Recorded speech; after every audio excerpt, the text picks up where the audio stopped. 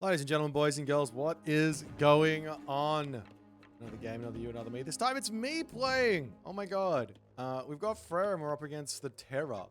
That is Witzler. I've been looking at a lot of top players' tier lists and they've all been telling me and telling you guys as well that Witzler is not only the strongest god, but arguably one of the most broken gods that Age Mythology Retold has ever seen. Now, to be honest, I'm going to go ahead and disagree with that. I don't think that Witzler is anywhere near the power of released China. Specifically, Nuwa was in a ridiculous spot on launch. I remember Amaterasu was really strong on launch. Fushi got to that power as well with his John Wick and stuff like that. Obviously, Witzler is very, very powerful, and there's some incredibly strong early game timings you have to deal with. And then there's some incredibly strong heroic age timings you have to deal with. And then there's some incredibly strong mythic age timings you have to deal with. And there's some incredibly strong human units you have to deal with. However, there are some weaknesses to this god, specifically walls. This god is not very good at dealing with walls. He's not very good at dealing with walls against Norse either, because Norse has got throwing axemen. How do you kill walls? Well, siege kills walls. Taunton Smashers are the heroic age siege unit for Witzler, and you can kill those off with throwing axemen while they're killing off your walls. So you can actually see this is literally 2 minutes into the game, and I'm already looking to get my base as protected as possible. I am concerned here that I'm going to get rushed, specifically rushed without a dock. So there's like these 3-minute 30-ish warrior priest rushes that can hit. So I'm thinking, how do I get my base sorted out? Specifically my gold mine. I can always bring these villages off of food and wood over onto this palm tree for a little bit before I can move out and maybe get the rest of my base sorted out. So I've got cows here I can eat as well by bringing them into this side. Anyways, I'm literally just trying to create myself a map or a base that can survive the early pressure. Of course, these villages over here are very much open, but I have a lot of line of sight here. So if I see a warrior priest coming in, I will just run them through the town center. It's not a big deal. I don't want them on the front here either right away, because if Chasing the Sun sees that, he might decide to go in for some early archers and then push me off of that while forcing me into a different spot. I'd rather not give him that option straight away, like show him that it's there. He has to sort of figure that out, like by pushing me off here, having the archers ready on this side, and that would be pretty scary. It would be a lot of damage, but nonetheless, we get our houses up, we finish off our last wall, and you can see it's literally 3 minutes and 30 seconds, and my base is looking very, very clean here. And I think if I saw I honestly think if I saw a warrior priest coming in at this stage, I might even just convert a gatherer into a berserk to get this temple started. But nonetheless, we're going to actually get out another berserk here so that I can, 1, get the temple up faster, and 2, continue my wall building ways. In fact, there's an argument here that I should have gone early second berserk to get these walls up even faster. Now, I don't know what you guys think. I showed off a video of me doing this versus another Witzler player, but I think a lot of players might have said, oh, that Witzler player not too strong. This is Chasing the Sun. He is, I lost this guy 3-0 in tournament. So yeah, he's very, very, very strong. I also did this versus Kavot. There's a pretty cool cast that Moose did of that game on his YouTube channel. So if you guys want to go check out the AOM Moose AOM's cast, I think Freyr is actually quite strong against Witzler in general, but just quite strong at the moment inside of playing in this strategy. So at this stage, I know that he's not going for a fast advance. He's going for a dock. So I'm like happy. We're just going to continue walling up the base and sorting things out, protecting my towers. I do have watchtowers pre-queued here as well. If I probably should cancel that at the moment, but I am scared about units just charging in here and killing me non-stop. So I'm scared, but it's fine. But there goes his powder cattle, and my Ulla will be in shortly. So yeah, at this point you can see I've scouted nothing. Absolutely nothing. So it's time to leave my base and see what's going on. I walk up to the left, run up to the left. I don't know what's on the right, but I know that there's a... if I see a town... If I don't see a town center, I know there's a town center on the right because it's Mirage. And I just need to confirm what's around this town center. So moving forward, and then I can come back down this way and see what's happening. I see a gold mine, and we'll see what else is over here and see how good that town center is, whether we have to play sort of slow one town center stuff or not. We have town center, we have gold mine. Happy days. This is exactly what we want. This town center is really good. I even see a commissioned spy here, and for those of you who don't know, you can't actually attack move and hit the spy unit. You have to right click on it. So I managed to right click on it. Let's go. So that one's there, dead, and you can see there's nothing else on this side. So the town center is not amazing, but it's not terrible. So my plan here is literally just to wander over here and grab this position. He's going to charge him with his warrior priest and try and get some damage done. But warrior priests, these guys are anti-myth unit. I've heard people complaining about this unit like way too much. It's anti-myth unit. It's not that strong versus human units. Even the Huitzilopochtli one is it can be strong versus human units because it's got AoE damage, but it's only really strong versus myth units human units if you leave it there to do damage. If you just right click on it with your army, it dies very, very quickly. That's my take on it. Town center coming up now as well for me, and this one, it secures my gold mine. Two, I'm making berserks here just in case he goes in for Ocelot Warriors or something like that. I also think maybe making some throwing axemen wouldn't be a terrible idea here, but I am mostly worried about early Eagle Warriors. So the next stage here, as you see the walls coming up, we're building up to protect this gold mine next. The next stage here is literally just get this position walled off and get a hill fort placed behind it.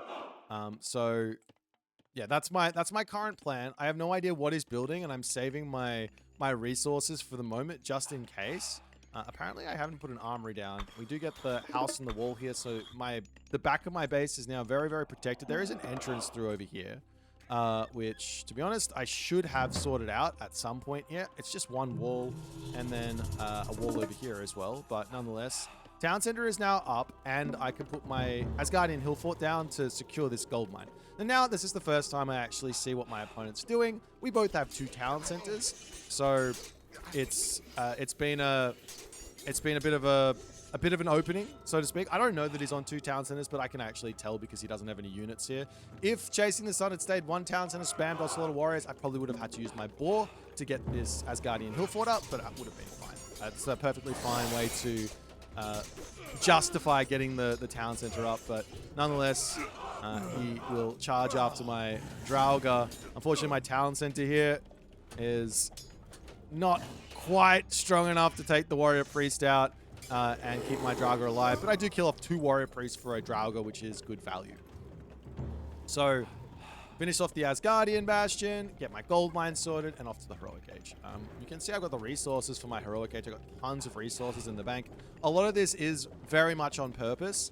You can often say players who are banking this many resources, they're not macroing very well. I should be already advanced, but of course the attack screwed up my plans to some degree. Now the armory to come down, a second armory as well. But the reason for all of this wood in the bank is because I want to set up for dealing with Eagle Warriors. A lot of players out there are struggling, including top players, are struggling versus archers as Norse. But there are ways you can actually deal with the archers as Norse, and the main way is to not get frustrated by them. The way you get frustrated by them is by trying to kill them by chasing after them. If they run away from you, you don't need to chase them. You just keep on taking map and keep on taking position away from them, and they're going to keep trying to get value with their army, and you just keep on taking, and eventually they won't really be able to do a whole lot. And even if you can't kill off their army, they're going to lose the game because they don't have much more of the map left.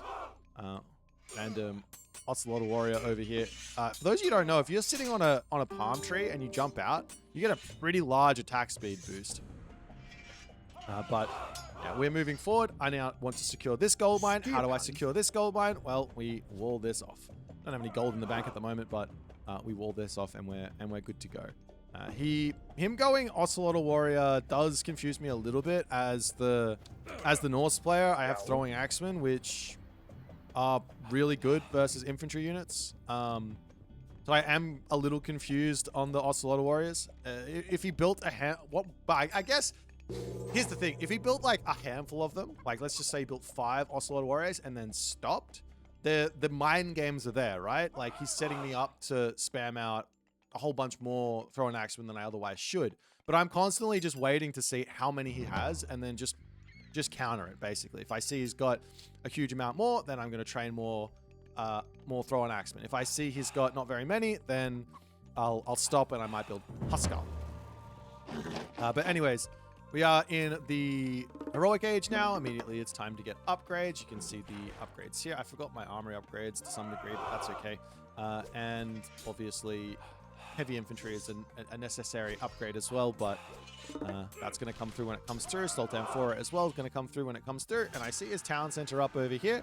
Now, at this point, I don't know that Chasing the Sun is on 3 town centers, but I also don't care because my next plan here is to go and grab my 3rd town center. I've already secured my gold mine, and I've already got myself a really strong army. So all I need to do is wander over to this right side. I've seen his town center here. I saw his units here. Wander over to the right side, and we're good to go. And I can also see that he's not in the heroic age yet, so that effectively confirms that he's on 3 town centers to me. Nice little rock giant taunt to ensure that I kill off the Ocelot Warriors.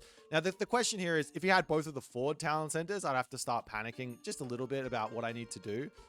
But yeah, we'll head over here and look to grab another settlement, as we can now look to secure this gold mine. So you can see my thought process in this game. All I care about, and we do get a nice little cheeky stone wall here to ensure the villagers can't just run back through his gate. But unfortunately, I don't think I got a single villager there. I thought I was being cute, but he was there to defend. And I distract away with my Huskar, so if he wants to chase those, I get my town center up. That's what we want. Don't ask me why these houses are going down over here. I need houses. I don't have any units to build or use. Actually, I do. Anyway, don't ask me why I put the houses over here, but I put the houses over here. Town center coming up. And yeah, so like I said, the game plan here, the simple game plan here is I just want to secure all of my gold mines. The person who has the most gold mines wins. That's Age Mythology in a nutshell. So yeah, he will pop in here and he's going to try and take out my town center, and I'll just say no worries. I'm actually quite happy to make this trade. This is a lot of damage for my throw and axeman to kill off all of his Ocelot Warriors on the run, and yeah, I'm more than happy. This is a lot of damage. Yes, I lost my Ghoul and Bursty and all that other good stuff, but yeah, I don't really need like a 4,000 damage value Ghoul and Bursty here. I just need a little bit. That's the thing here with Freyr. We don't want to save for max value. We just want to make sure we get something from it.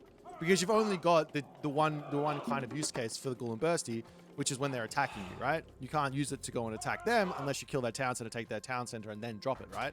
So any opportunity to use it and get some value is good. And I see another gold mine over here, and guess what? We wall it up. And the good thing here is I did see him go through its Papalotl, which gives Purge, which gives the Obsidian Butterfly. And the Obsidian Butterfly is still a scary unit, right? And you can see it's over here. It's being scary, and I will run away from it. If, for example, I didn't full wall off, you could actually send the Obsidian Butterfly through around the back, fly over this water, and then be on my wood line, be on my gold mine here. And that would be really bad. And I don't want that. So full walling off is the way to go. As I'm up onto the top side, and we're looking for yet another gold mine to secure. I don't need to engage with what my opponent's doing here. I don't have to fight him. I just have to continue to take the map. And this is something that Norse is just really, really good at. And especially Freyr, Forseti as well, is just really, really good at this. It does kill off my poor Huskar over here. I think I shouldn't have been quite so aggressive, and I should have just snuck this up. Because if you take a look at his perspective, he doesn't see me putting this up. And you'll see me having some issues here in a second. But it's still the plan. The plan is still the plan. There's another hill fort up onto this side. And you can see this technology also coming through at Feast of Renown. Makes all my hill forts even stronger. And we are going through Vidar, and this is going to be the the next plan here is just get all my armory upgrades, get onto this gold mine, sort out a market in the corner as my Huskarl is coming in. And like I said, I'm just making sure that there's no way that I fall behind too far. And of course, this doesn't work as well with the other Norse gods because you don't have the cheaper upgrades. Cheaper upgrades allow you to sort of play this way because you can be behind a little bit on villages and it doesn't really matter because you're only paying half price for stuff. As he's going to try and secure this gold mine with his own villages. But I think some berserk conversion here is warranted because, well, finishing this is very, very important. And we'll see if I can actually react to this or not. I don't have any food. Okay, dwarves coming forward. I got no food. No. There we go. A couple of berserks are going to come in. A couple more berserks are going to come in. There we go. So this will deal with these villages and potentially get my hill fort up. While we're doing this, looking for any amount of pressure into the main base. I see another gold mine. It's only got 2,000 gold left on it. But if I can secure this gold mine, then, well, that's another big advantage that I've got. If we have a quick look at the actual map, 1, 2, 3 gold mines to 1, 2, 3, 4, 5 gold mines. So one person has more stuff. As I do have to be careful here. He's got a lot of warrior priests, and my Fafnir is only going to be so good. I send my Fafnir in to blow this position up a little bit. Killing off some infrastructure is nice. I've never gotten a good Fafnir explosion. I don't think I ever will. He dropped Purge. I'm too stupid to run out of it. I kind of forgot that it's been nerfed and you can run out of it at the moment, but fine. He should get value for his heroic gauge god power. If I can run out of that there, then and he gets 0 value, then I'm questioning whether or not that god power is well designed. Just like everyone should get some value there. He did also drop Blood Pact. I don't know what he dropped Blood Pact on, but he did drop Blood Pact on something. Anyways, Fafnir is actually still alive, and here's a really cool thing you can do with the Fafnir. Once he gets to low HP, just pull him back underneath all of these buildings, and look at that HP starting to climb up. That's some feel-good stuff there. I didn't actually know about that. In the game. I've since worked it out that this is a really good way to play with the Fafnir. But nonetheless, he drops the Pillar of Tlalocan. I have to respect this. At the moment, this god power is, without question, too strong. The main reason why it's too strong is because I can't use melee seeds to kill it off. It's going to be, the special attack is going to be interrupting the melee siege, but luckily I'm in the heroic, in the mythic age, so I can build Ballaster and take this one out. If I was stuck in the heroic age here, I'd actually just have to concede the entirety of this position, or at the very least sit back until I get to the mythic age so I can get Ballaster out. But Ballaster will be able to deal with the Pillar of Tlalocan, and I did manage to get my hill fort up over onto this side. The smart move here would have been to actually move these villages forward and start mining this gold mine out, saving this one. But I'm not smart, so we'll try and get that for later. I've been noticing players like Kavoth very, very well aware of that fact. You want to go for the forward gold mines first if they're secured. Otherwise, you can run into some troubles. So I am at 80 villages. I've got myself full upgrades with the exception of my armory because I forgot to build grab them, and I'm in a really good spot here. I don't have anything really to worry about. The main worries, I guess, is he's still got a mythic age power spike in his great temple, and I'll see that coming. And when it comes, I just make sure I build a whole bunch of Hersa. I've got 4 great halls. I should grab this technology as well, and I've got a temple, so I can build say 5 Hersa out in a heartbeat. And while this is going on, we look to attack his town center while we push over onto this side and distract him away. My Fafnir has gained another 100 HP, living the dream, and is a very, very scary unit once it actually gets on top of those Eagle Warriors. And to be honest here, I shouldn't be taking this fight. I really shouldn't be taking this fight. There's no real need. I should be moving forward and securing stuff, but funnily enough, it doesn't matter because my army is strong enough and his archers do not threaten me. I've got a lot of Huskarl. I don't have to kill his Huskarl. I don't have to chase after his Huskarl. Now he runs away, and it's time to set up a hill fort back here. My Fafnir at 12 HP is living the dream. It's funny. He's got this big target on his back that says, hey, I got 300 or 250 gold for you. Come and kill me. And he's had to spend so much stuff here to deal with me. But I'm taking... This is a bad fight right now for me. I should not be here. Just pull back. It's fine. Actually, have a little look here at exactly how much damage this guy's done. 600. 600 damage total. I didn't focus him down. So yeah, if you don't focus down the Tejipla, you get some good damage done. So bit of a mistake for me, but I was focused on the top side, trying to kill off this talent center, trying to do other things, trying to set up this hill fort. And I finally decide to kill him off, and he does die. He just dies so quickly. I'm like, why would you not just focus him down? He got 1,200 damage done. Like, what are you doing? Like, this is a massive unit that's costing a lot of resources that dies basically like in a heartbeat, right? So yeah, just kill it off. Anyways, now we get the hill forts up, and our ballista are going to be a threat for the Eagle Warriors and things like that. Our Throwing Axemen deal with the Ocelotl Warriors as well, and we can basically just continue to cause some problems over here. I got one ballista trying to take down this fortified town center. I do have myself engineers coming through and advanced fortifications, so both of those things are going to be in a massive benefit for me to help me continue taking more of the map and causing more problems. I see he's got a gold mine over here as well. So I'm thinking if I kill off the Great Temple and push off this gold mine, he's not going to have any gold mines, any gold left. Didn't actually click on the gold to see how much is left over here. But realistically here, another hill fort on this spot to secure this spot would be really good. And thinking about starting that trade route here would not be a terrible idea either. Just on the fact that we don't have well, we do have a lot of gold left. But it's probably worth it to just have a small amount of trade anyways. Don't ask me what this Fafnir is doing. I don't have a good answer. Over here, Town Center has got now 2 ballistas targeting it down. So that's some feel good. Some feels good. And again, we don't have to like go too crazy here. Like this is the main point versus these types of civs. Just play slow, take map, put walls, and cause lots and lots of issues for your opponents. So now the hill fort up onto this position gives me a little bit more security on the gold mine.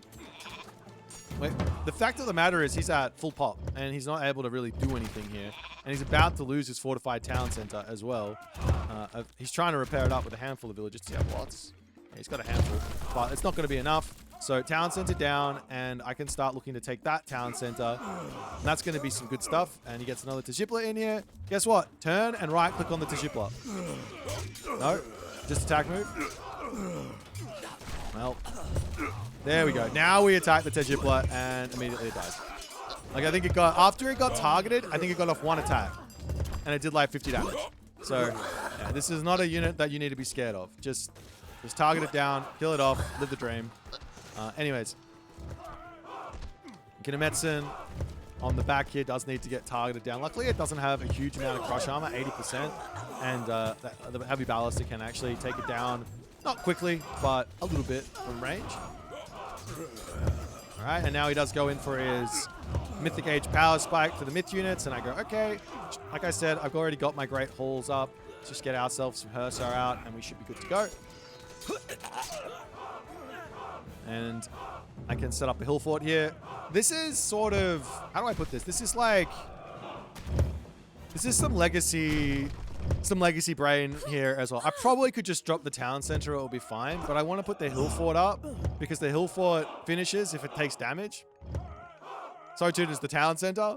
So yeah, I don't really know why I wanted to build the hill fort so much there, but he's charging for it. This is a big power spike, to be completely honest. I'm a little bit like, I can't really defend this, but I've got double hill forts, so may as well sit in here and get some good damage done. Or at least trade a little bit while we trying to take out the units, I guess. And he does have to pull back. And again, he's like struggling for gold. Look at his resources. He's trying to build a trade route behind this. Get my town center up, and we're at 260 pop now. And we can start looking to siege down this town center. So that's some feel good as well. But yeah, this is the basic premise, and we just keep on squeezing. And I can look to move in here and drop a hill fort down in this position next. Take a look at it. Position here and position here to lock off this part of the map. So every part of this like gameplay, and this applies to basically every civ as well, right? But for Freyr especially, the game plan is very, very simple. Our focus is gold mines first. Then our focus is literally just portions of the map. Give me the corners as a priority. Give me the town centers as a priority, and we just keep on pushing. And I'm gonna keep on building these Fafnir. I don't care about giving he's gold starved, right? I don't care about giving him 250 gold because this guy is gonna pay for itself in spades. He's an incredibly strong myth unit. So yeah, giving my opponent 250 gold for the amount of value that he gets, I don't mind. This is very, very good for us. In fact, I'll click on my Fafnir and we'll see exactly how much damage he does. He does get stunned by the Ahuizotl, so you do have to be careful. But look at that damage already coming in. Yes, that's an Agave Bloom. That's a second Agave Bloom. And my Fafnir up to 500 damage, up to 600 damage. Both of them working up to 2,000 damage.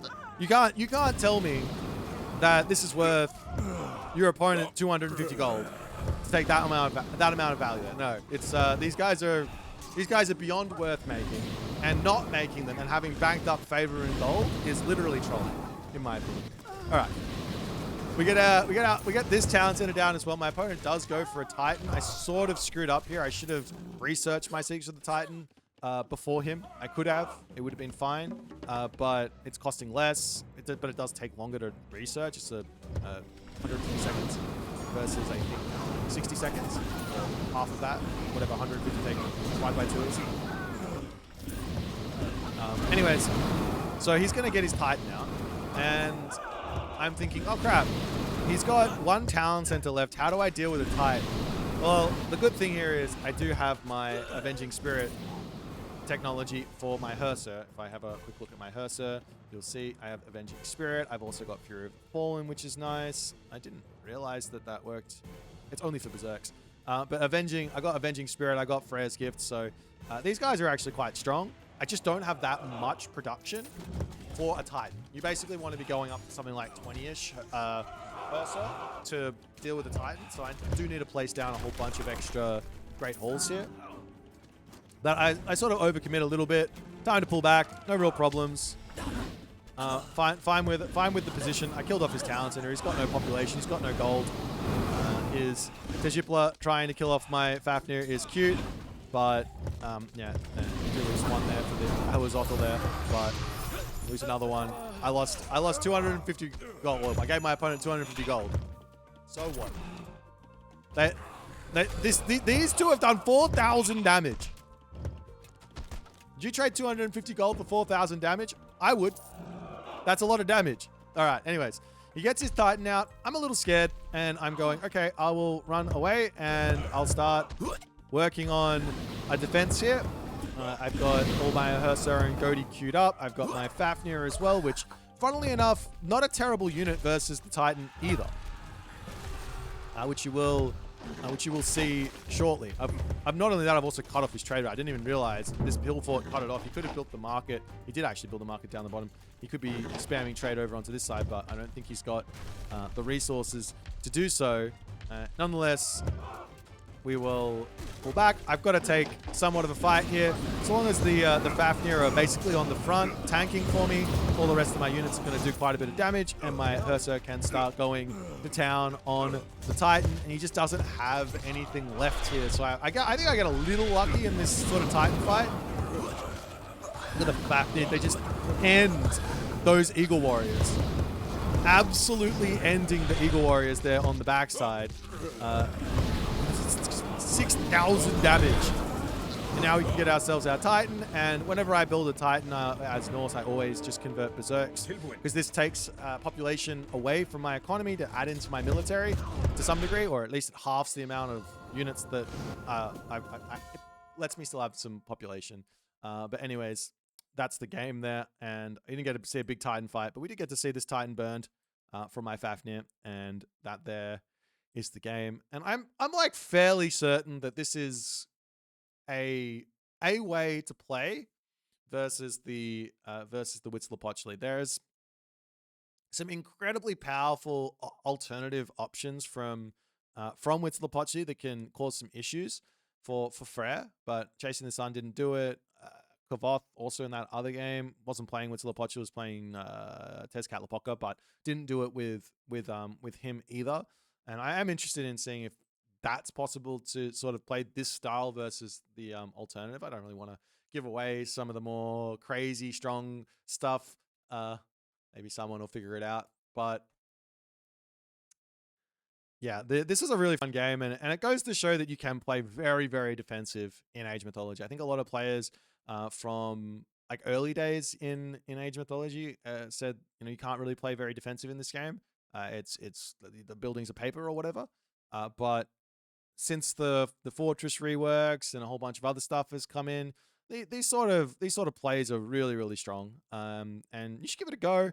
Try it with other civs as well. Mass walls and things like this. Yeah, they're expensive, but like, what's less expensive, losing 10 villages or putting up a whole bunch of walls? I think pushing up the walls is a little bit cheaper than losing all the villages. Anyways, if you guys enjoyed the game, make sure you hit the follow button on Twitch, and on the YouTube hit the subscribe button, and I will see you guys in the next game.